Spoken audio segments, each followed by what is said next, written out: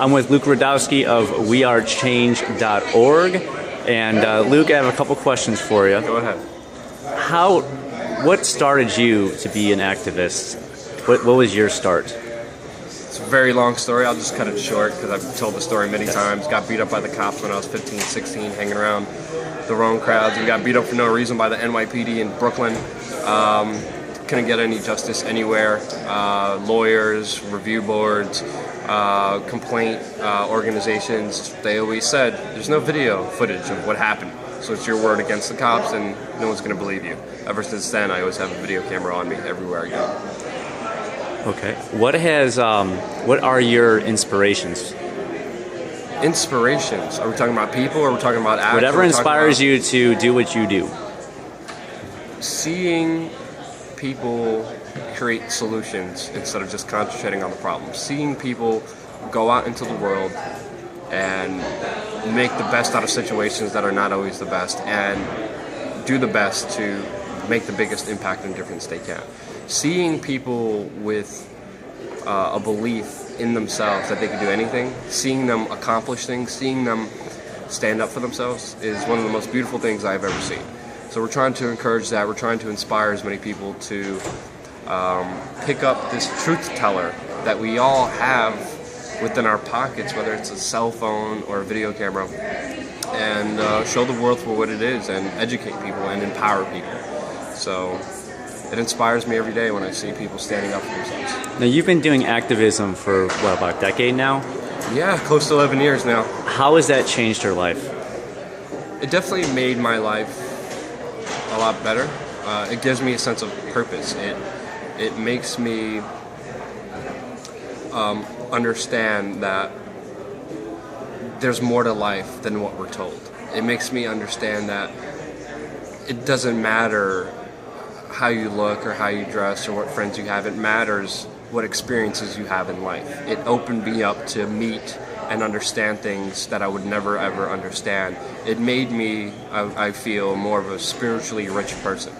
I'm not a financially rich person, but spiritually, the things I experienced, the things I went through, the people I met, the places I traveled to, and the things I've seen have changed my life forever and made me extremely humble and grateful for being alive. It's just been a very beautiful, awakening. Where do you see humanity going in your lifetime? That all depends on you watching right now. You're watching this video, you decide where it goes. I don't decide where it goes, I can't predict the future. But if we all shift our consciousness towards an understanding and a belief that we can do anything and nothing's impossible, it is, and it's right in front of us. It all depends on the actions you take individually. Some of the smallest things you do could make a world of difference. I think if we start acting towards that way, little things like holding the door for somebody or helping someone carry a bag, the easier and better life would be. Do you have and one last question, do you have any advice for any people to actually start becoming active? Don't deny yourself to who you really are. Don't ever stop yourself from speaking your truth because you're scared of what somebody else may think of you. Life is short, and in this short amount of time in this world, you don't want to look back and think about all the times you denied yourself who you really are to yourself. You don't want to do that. Think about how fast everything's going and how fast life will pass you by, and think about how you really want to live your life. Do you want to be known as looking back in your life as you did what you truly believed in, that you were free inside within yourself, that you acted and said what you wanted to say? Or do you want to look back in your life and have all these regrets and feeling bad about yourself? You decide right now. It's amazing, it's beautiful to do these things. I really started living life when I started doing this.